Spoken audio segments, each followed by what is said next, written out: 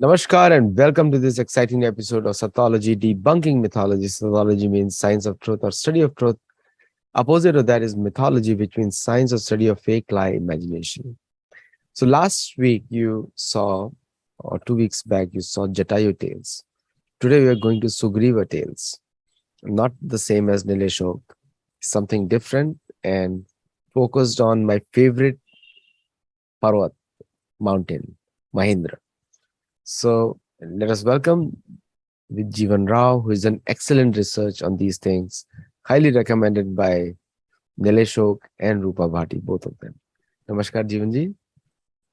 Namaste, Aditya. Good So, morning. good morning. Mahendra Parvat, many Mahendra Parvat. You search the Google, three at least come out. One is in the Southeast Asia, second in Odisha, and the third one in the borders of Tamil Nadu and Kerala. So all three are equally important. The one in Southeast Asia, in Vietnam and Cambodia, that is there is a famous Shiv temple, thousands of years old. And the Mahendra Parvat in Odisha, we all know that it has its own significance, where many great rishis have lived there. And the Tamil Nadu border one is also highly significant, which you have spoken, others have spoken, I have written, is a place where Hanumanji jumped. So let us go. You need to analyze it based on your own travels. Let's see. So where does Valmiki Ramayan take it from there? So my just a segue before you start the presentation. So according to you, what is the significance of Mahendra Parvat? Wonderful question. Because Mahendra Parvat, according to Sugriva, Mahendra Parvat is the gateway to Lanka. I mean, both Sampati and Sugriva, right? They both, while mentioning about Lanka, they say that you have to cross the ocean for 100 yojana and then you will reach Lanka. So the location of Mahendragiri becomes very crucial because if you take Odisha's Mahendragiri as the Mahendragiri of Ramayana, 100 yojana, roughly 1,200 kilometers, comes to present day Sri Lanka, right? So that is one plane. However, if we take the Tamil Nadu's Mahendragiri as the Mahendragiri of Ramayana, then Sri Lanka is nowhere close to 100 yojanas. So we have to, so that raises questions on the location of Ravana's Lanka. So that's why location of Mahendragiri becomes very crucial, and that's why we shall see only Ramayana reference. You know, Let us look at what Valmiki Maharshi has to say about Mahendragiri, and then let us decide if it's in Orissa or Tamil Nadu. no, good point. You have also done a very good work on yojana calculation. So you can define, because what I am referring generally as 8 miles, but you have come up Mm. with your own calculation. What is that exactly? 8 miles is actually the popular calculation or measurement of yojana. It's given in Aryabhatiya, Bhaskaracharya, etc. So, but that what we have to do is we have to triangulate when we have when we have to find the location of Lanka. We have to triangulate between Ramayana and astronomers' claim for Lanka and the measurement, astronomical measurement. So when we triangulate that, the Yojana calculation of 8 miles does not suffice or fit the actual whatever triangulation that we are trying to do. So I went into search for various other measurements of Yojana, and quite surprisingly, Surya Siddhanta gave a perfect measurement for Yojana, which corroborates both the claim of astronomers and Ramayana descriptions. Surya Siddhanta gave 1 yojana equal to 5 miles. So the 100 yojana becomes roughly 800 kilometers.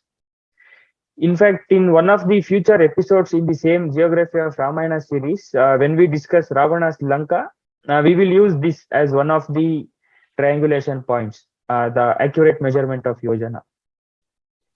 Also within Valmiki Ramayana and also Vyasdev's Mahabharata, we also see the height of the mountains mentioned in Yojana. And somewhere the modern calculation shows at the level of the ocean. Mm. But my understanding or my study was, I thought it's always measured from the base of the ocean. So depending on Mm-hmm. the floor of the ocean, you can see where does the Himalaya go, because that's how the, if you see from that point of view, then Meru Parvat's calculation exactly comes correct according to Ramayana description or Mahabharata description. So maybe we should research on that as well, maybe find out more, because the level of the ocean keeps changing. It's a variable. Yeah, It can it can correct. go up and down. We have seen it has gone down, it's gone up, and Mhm. then, so how can that be a stable benchmark for calculating? But if we measure the ocean from the floor, then it's a very stable Mm. one, because Yeah. we know the depth of the ocean. And so if somebody is calculating from Mariana Trench, which is 11 kilometers deep, the deepest Mm. point of the ocean, then that becomes the floor value. Then if you calculate, Yeah. nothing changes then after that. you know so let's continue with the presentation. We'll continue this discussion after the presentation. Yes. Okay. I will start my presentation. Just let me know if you can see it. Yes, we can see that. Yes, good, very good. Okay, so this is the second part of our Geography of Ramayana series. Today we will be discussing about Mahendra Parvat, which was the jumping point or launching point for Bhagavan Hanuman. So before going to Mahendra Parvat, let's quickly summarize what we saw in the last episode about Jatayu. So we saw that after Ravana abducts Sita from Panchavati, Jatayu stops him and they have a huge fight. And Ravana clips the wings of Jatayu. So Jatayu fell immediately after the fight with Ravana. After Jatayu falls, Sita, out of desperation, drops her jewels in Kishkinda. After she watches five monkeys on top of a mountain. Later, Sugriva mentions that it was him along with his four other companions. And then, after searching Janasthan, Ram arrives at the dying Jatayu, and Jatayu informs him that Ravan abducted Sita and he traveled in the southern direction. And Jatayu dies. Then Ram performs the final rites of Jatayu at the banks of Godavari. So remember, this was one of the geography poison pills of the last episodes. And then some of the viewers commented on the first episode as to what was the original research. All these points are already present in Ramayana. So what was the original research? The original research was in showing that even though Ramayana is very explicit in giving the locations or pointers to Jatayu's fall, we still have four claims or four locations competing to be the location for Jatayu's fall. So I showed Lepakshi. It is located to the south of Kishkinda, which is not possible according to the narration of Ramayana. And then Chadayamangalam in Kerala is also to the south of Kishkinda. Therefore, even that does not corroborate the events or narration of Ramayana. Dharashiv in Maharashtra, it was also called as Osmanabad, corroborates Ramayana narration, but it is 100 kilometers away from the banks of Godavari. So even though it corroborates, it is not that much precise or accurate. We can say that. And then we saw Taked. It fits Ramayana description, and in present day, it is 35 kilometers away from the river Godavari. However, I also showed that the a very small tributary of Godavari, known as Dharna River, is just 2 kilometers away from Take. So it was also possible that Valmiki Maharshi called the Dharna River itself as Godavari. So we saw that Take fits the Ramayana narration very comprehensively, and we decided or we arrived at the conclusion that Jatayu fell at Take. So now moving on, now Ram knows that Ravana went in the southern direction. Jatayu has informed him that. And then we can trace the journey or path of Ram after performing the final rites of Jatayu. According to Ramayana, immediately after Jatayu's episode, Ram moves in the southwest direction from Taked. After going some distance, he turns east and they move for some time. There they meet the Rakshasa called Kabanda. Kabanda was the son of Dhanu, and both he captures Ram and Lakshman. So what Ram and Lakshman do is they will clip off the arms of Kabanda, and Kabanda in turn of getting some help from Ram and Lakshman, he informs him that he should go to Pampa Sarovar, and he should befriend Sugriva. Kabanda also informs Ram that Sugriva knows all the locations of the earth, and he will be able to help you provided you help Sugriva first. So Ram goes to Pampa Sarovar, Pampa Lake, and which is surroundings of Kishkinda, and he gets close to Sugriva. And in return for helping to find Sita, Ram agrees to kill Vali. Vali was the brother of Sugriva, and he was the ruler of Kishkinda. And then Ram kills Vali as per their agreement, and Ram spends the rainy season, 4 months of rainy season in Kishkinda. Then Sugriva actually sort of forgets the promise he made to Ram. So Ram had to give him a friendly warning by sending Lakshman. After that, Sugriva gets alert, and Sugriva sends his commandos or his troops to all four directions from Kishkinda to search for Sita. Sugriva, why this section of Ramayana is important, because Sugriva gives a excellent description of the terrains that the Vanaras would encounter in their journey.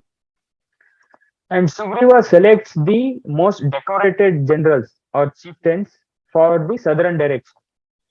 The highlighted portion is the southern direction, and you can see that when even the artist somehow depicted this group as more decorated one. They have crowns, and the other three direction does not have crowns. So Sugriva probably selected the most strongest and decorated ones for the southern direction, because he knew the main abode of Ravana is in the southern direction. So, while describing the terrains or environment of the southern direction, Sugriva does not just start right away from Kishkinda. He starts from the Vindhyas. Vindhyas is in Vindhya, the Vindhya range or Vindhya mountains is in the central region of our Indian subcontinent. So, Sugriva says, Sahasra Shirasam Vindhyam Nana Druma Lata Ayutam Narmajam Narmadam Cha Nadim Ramyam Mahoraga Nishevita. So the thousand crested Vindhyas, this is approximately the range, the Vindhyan range, and just to the south of Vindhyas flows the river Narmada. So he starts his narration of the southern direction from this Vindhya range. And we will see verse by verse, statement by statement, how Sugriva narrows down the exact location from where the Vanaras will be able to access Ravana's Lanka. Next, continuing, Sugriva describes the region to the south of Vindhyas, roughly this highlighted region. Tato Godavarim Ramya Krishnavenim Mahanadim Varadam cha Mahabhagam Mahoraga Nishevita. This is the origin of river Godavari, and this is the course or origin of river Krishnaveni, and this points to the course of river Varada. All, as you can see, all these three rivers are around the Maharashtra region itself. The course of Godavari flows till Andhra Pradesh. For the ease of demonstration, I have just pointed the origin points for each of them. And moving forward, he says, Mekalam, Utkalam Chaiva, Dasharna Nagarani Api, Abravantim Avantim cha Sarvam Eva Anupashyata. Vidarbham Rishtikan Chaiva, Ramyam Mahi Shakan Api. So the present day northern Orissa was called as Utkala. And don't confuse that Kalinga and Utkala are synonyms. No. According to Ramayana or even according to historical times, northern Orissa was called as Utkala, not the entire Orissa region. And this is our Avanti, which was the one of the most important prime meridian points, which was the point from where the time was being calculated in ancient India. So we will do a separate episode on Avanti, Kurukshetra, Vachapura, the cities falling on the prime meridian after this series. Then moving forward, Sugriva explains or describes the entire Deccan or South Indian region to the Vanara party. This is very exciting and very interesting. He says, Tata Vangan Kalingam cha Kaushikam cha Samantataha Anvikshaya Dandaka Aranyam sa Parvata Nadi Guham Nadi Godavarim Chaiva Sarvam Eva Anupashyata. So here Vanga means present day Bengal. And as I said, Utkala and Kalinga are not synonyms. So here when he says Kalinga, he is referring to the southern portion of the present day Orissa. And Kaushikan, just before the show, Aditya and I were discussing, Kaushikan refers to the region of Vishwamitra's clan. And Aditya was informing that Vishakhapatnam is actually the location or region of Vishwamitra. So again, this Vishakhapatnam point was a new information to me. So again, as we see, Ramayana is perfectly corroborating the location of Vishwamitra when it says Kaushika. And then this central Indian region is the Dandakaranya, and also Godavari flows through that region. And next, Sugriva says Andhra, Pundra, Chola, Pandya, and Kerala, which is the these eastern regions. This is roughly the region of Andhras, and this is the region of Cholas. The region between Andhras and Cholas is the region of Pundras. Rough approximation. We don't know the exact location for Pundras yet, like Andhra and Cholas. And then the southernmost tip of India, like around the regions of Kanyakumari, was the Pandya region. Then what is Kerala? Because we usually think Pandya land or Pandya regions signifies or denotes the region of Kerala, right? So here is Sugriva repeating the same region twice? Actually, no. And also, if you follow this verse, he is only outlining the region around the eastern coast till now. Vanga, Kalinga, Vishakhapatnam, or Kaushikan, Andhra, Pundra, Chola, Pandya, everything is along the eastern coast of India, right? So, what about the western coast? The catch here is when Sugriva uses the term Kerala, he is denoting the entire west coast of India. He is covering the entire region from Gokarna to Kanyakumari using just one term, Kerala. Now, why do I say that? Because Kerala or the west coast of India is actually called as Kerala Nadu or Parashurama Sushti.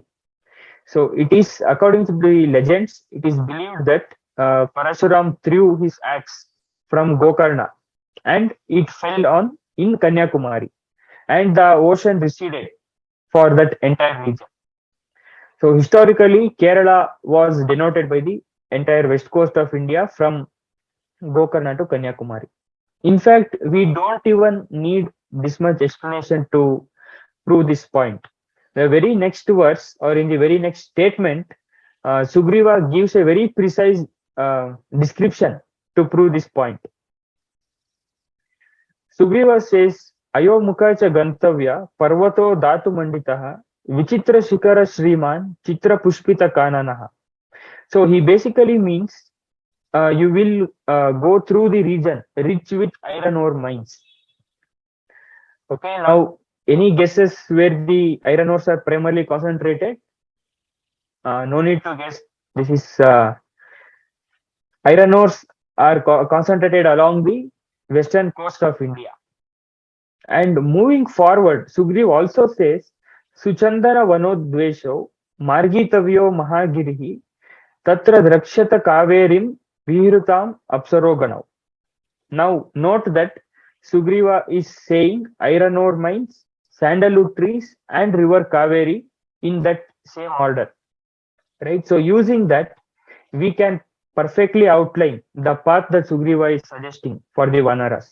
Start from the Vanga or Bengal, through Kalinga, come to Andhra, Chola, and Kerala, the entire west coast. And then he is describing a north to south journey, iron ore mines, sandalwood trees, and river Kaveri. So now the path of the Vanaras has been calibrated to the straight north to south direction. Now they are not going around in circles. From next onwards, they are moving in straight north to south direction. So, Jeevanji, the sandalwood trees are which area part of the map actually there? Here, this one. The Okay, last arrow, can you see the got it. region around Mysore, Got it. southern Karnataka? Yes. And just below Mysore, or even around Mysore, the river Kaveri also flows through. Right. Right. So in these statements, we get to know that now the Vanaras are in a north to south direction in their quest for Sita's location. Now, Sugriva gives what we can call as a geography poison pill once again.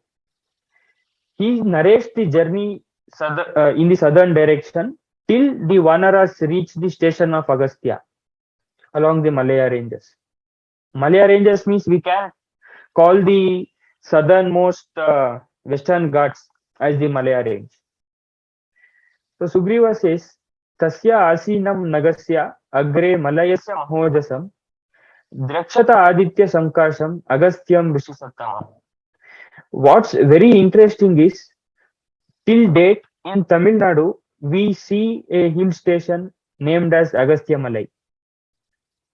It's around between the border of Tamil Nadu and Kerala, and it's till now it preserves the name Agastya Malai. It just amazes me to know that how we have preserved such traditional memories.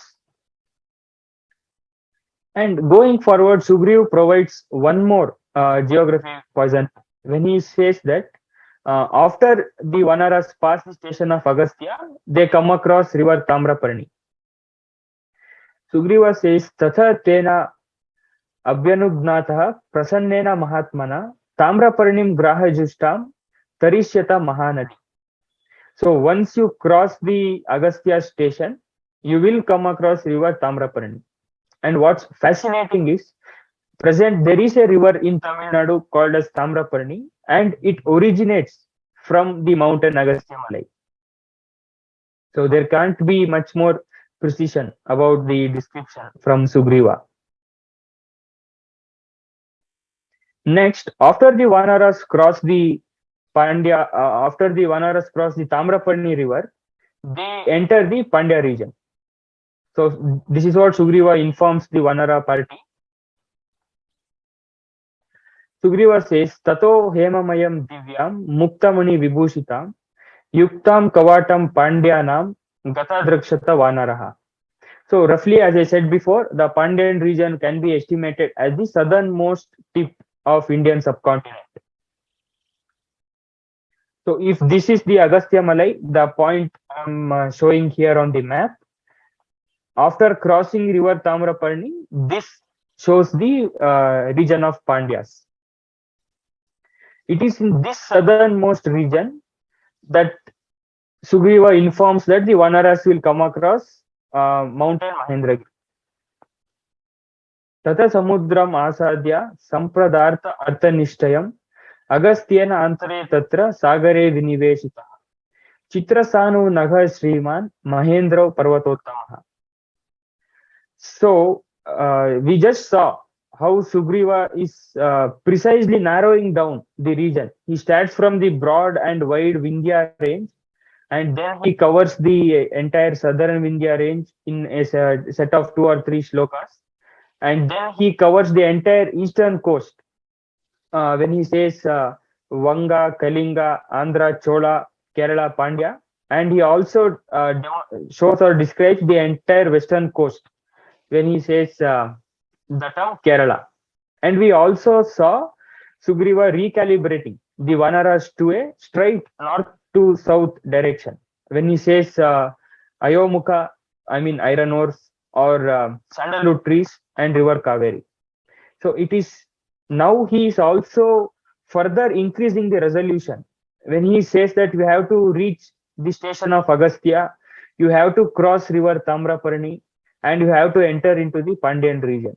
So right now, Sugriva is pointing at the southernmost tip of India as the location of Mahendragiri.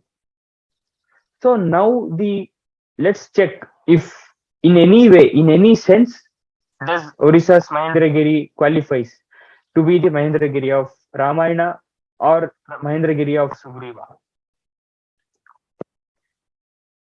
Now, as we saw, the 100 yojanas from where Bhagavan Hanuman jumps or leaps off is located at the southernmost tip of India in the Pandyan region. Whereas the yellow star that I am showing on the map is the location of Odisha's Mahendragiri. And somewhere around here is the location of Jatayu's fall. Right now, Jatayu gives his dying declaration to Ram that Ravan went in the southern direction. Okay, and here Odisha's Mahendragiri is at the almost exact east to the location of Taket. So that's one point where it conflicts the statement of Jatayu. Whereas the Sugriva's description for Mahendragiri corroborates the location of Jatayu's fall since it's to the southern direction. So, is it possible, or can we find a mountain in this present southernmost tip of India which can qualify or which qualifies to be the Mahendragiri of Ramayana? As it turns out, just to the south of Agastya Malai, according to the which corroborates the statement of Sugriva, and after crossing river Tamraparni, again corroborating the statement of Sugriva, and entering into the Pandyan land around the surroundings of Kanyakumari, which is again supporting the description given by Sugriva, there is a hill called as Mahendragiri.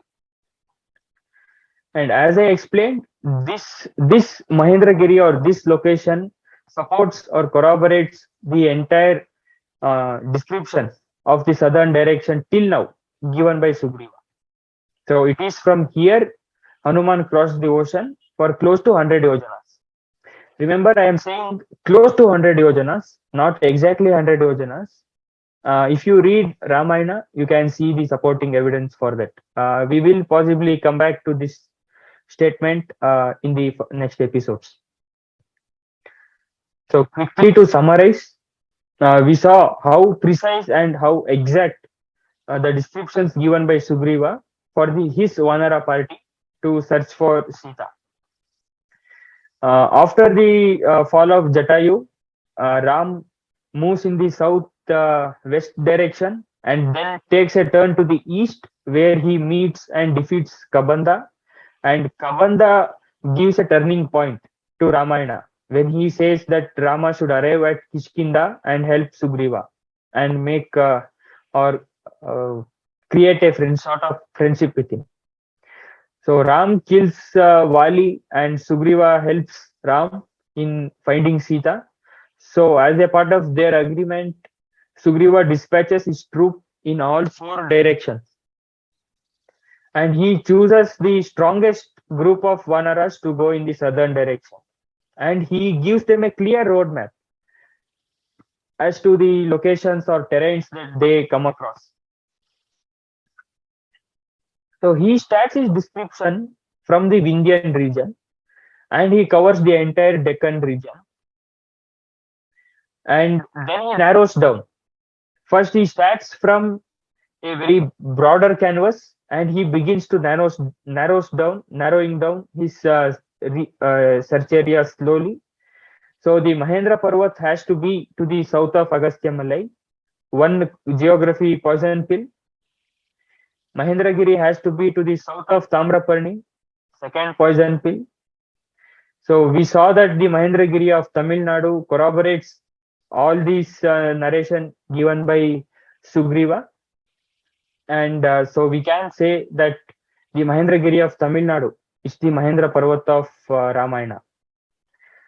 So that completes it. A quick announcement. So these are my books. Aditya ji, so this is my upcoming book, Yuganta, The Advent of Kali Yuga. I am planning to release it on November 2nd this year. So this is the first time on Aditya ji Sattology show. This is the first time I am displaying the cover page. Till now, no one has seen this. Beautiful. Very nice, colorful cover pages. And please get this book, Yuganta, The Advent of Kali Yuga, and these are the two ones. And so the second one is also the Kali Yuga Yuganta is Yeah, one is for Indian version, uh, will be published by Subbu Publications. The okay. other is for Amazon, where Okay. the abroad folks can buy it. Yeah. I'm waiting for this book to get my hands on. I'll get this book myself.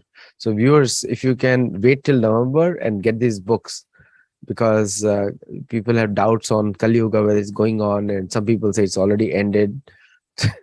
It's not ended because things are getting worse day by day.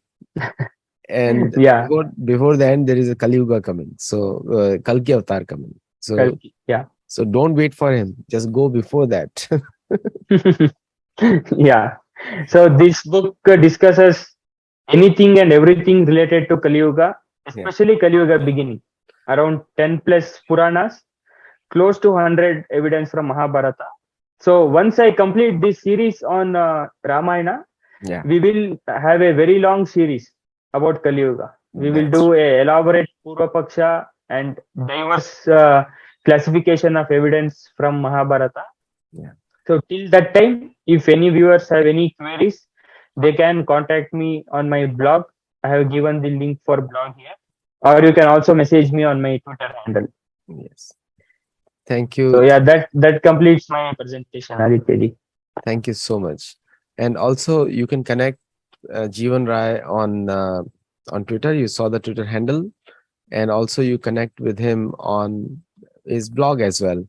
And Jeevan Rao, I invite you to write on sattology.org so that you can write our articles over there. You know? Wonderful, wonderful, Aditya ji. Sure, I will get in touch. One last question is, so 100 yojana from Mahendragiri Parvat. Now, if you look at the distance between from Odisha to Sri Lanka is 800 miles. So Hmm. doesn't calculate 100 yojana as per your calculation. Actually, no, No. no. Uh, It, Because it actually exceeds the measurement of 100 yojana. yeah. But if you take it 500 miles, it does calculate with your original calculation from Mahendagiri in Tamil Nadu to Lanka, Equator. Yeah, equator. It's 500 equator. miles, Yeah, 800 kilometers, 800 roughly. kilometers, Yeah, roughly yeah. 800 kilometers. Yeah, So in the coming episodes we will come back to this point. yeah, This is very important and very exciting, actually, the correct. collaboration between Surya Siddhanta and Ramayana. Yeah, So we will come back to Surya Siddhanta multiple times yes. when in the coming episodes.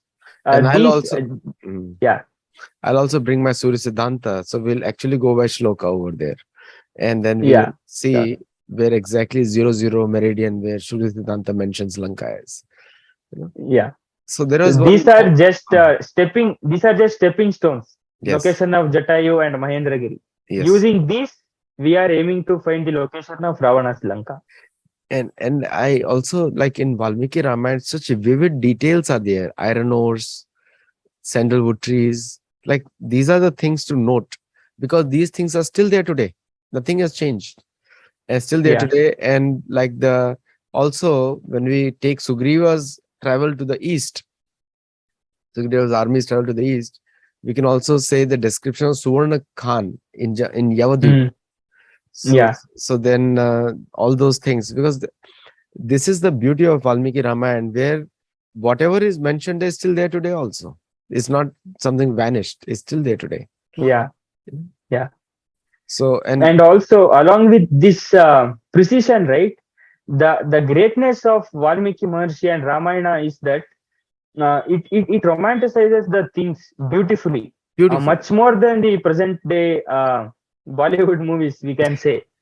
Right? When Ram loses Sita, right? The description is so graphic and so vivid that the deers and animals look in the southern direction. When Ram cries that, please tell me where is Sita, the deers look in southern direction Southern and they run direction. in southern direction. Right, right. And when the Ram follows their path, he comes across the flowers that Sita was wearing. And Ram says that neither sun has destroyed it, nor wind has carried this away. It's like the entire nature is helping me in finding Sita. What a beautiful descriptions. When Bhagwan Ram gifts Ranganath, which is given to by Brahma to Ayodhya, Ikshvaku Vansha, that Ranganath deity to Vibhishan, he says that he will always protect you. He'll always look at you. And those eyes are pointing to exactly 00 meridian south of Ranganath. There is I went to verify that to Ranganath temple last visit to see the Mhm. eyes of Ranganath. And Ranganath was very kind to allow me to stay in 15 minutes in front of him, which is, you can go to any temple, especially Ranganath, you won't get 2 minutes, more than 2 minutes. But I was kept Mhm. looking at his eyes for 15 minutes, and they're exactly south. No, not towards southeast, which is Sri Lanka, Simaladweep. Simaladweep Mhm. is in the southeast. So that is another proof, because that's what Bhagwan Ram said, and Bhagwan Ram's words. This is the same person, Ranganath, Yeah. looking exactly to the south. That is one more proof of the position of Lanka. Yeah. And also the current Rama Setu is a Pratibhut, Pratibhu Murti. Mm. Pratibhu means when places get lost. Like, for example, India has the Radha Govinda Mandir was in Vrindavan, and due to the Aurangzeb's attacks, it was moved from there, and Mm. it came to Jaipur. So now Jaipur is called Vrindavan because Radha Govindaji is there. Radha Govindaji's Murti is there. Arja Vigraha is there. So, see, the Pratibhu concept, people have to understand that somebody built all these places in memory. It doesn't mean that they are fake now, but spiritually, Pran Pratishtha, the way we do Pran Pratishtha in our culture, they are become as real as the original one. So people don't have to get offended on that. The Valmiki Ramayana just gives a geographical proof where it were. If we were Yeah. to find out, or the ocean level goes down, again those places will come up. Mm. Yeah. At that time, Mm. India was already. I was on a podcast with Urban Pandits where we were discussing about the Ravana's Lanka. Yeah. So there I gave the examples of Dwaraka, Somnath Mandir, even Dhanushkoti, Yes. while discussing Rameshwaram and Ramsetu. So even here on Sattology in the coming episodes, we will do two episodes separately just discussing Ravana's Lanka, where it will be, let's keep it like a conversation, Yes. because you have been researching on Ravana's Lanka for more than, uh, I think, even before I started my research, you were actually already writing books on Ravana's Lanka. So even I will get to learn more about it. So we will do two separate episodes just on Ravana's Lanka. All right, we'll do that. Thank you so much, Jeevan. As usual, wonderful presentation. And I want the youth of India as well as the US to follow people like Jeevan Rai, so that they can get the same. There is a lot of adventurism, exploration. People can travel to these places, make new videos, and make new facts come out from your own research, original research, using the shlokas of Ramayan, Valmiki Ramayan. So, and people who are watching in South America, let me tell you for proof that the Hualaga River and the Candelabra Mountain in Peru have been touched by Sugriva's armies, and they were searching for Sita throughout the entire Andes mountain range, right till the southern tip of South America. And they might have come towards North America. We don't know that, but somebody can research that and let us know. And that's the challenge we have. And so the entire place in South America, also, if you're watching, has been covered by Sri Ram's armies or messengers. So thank you so much, Ivan, and thank you all the viewers for watching. And do let me know your feedback. Namaste. Namaste. Thank you.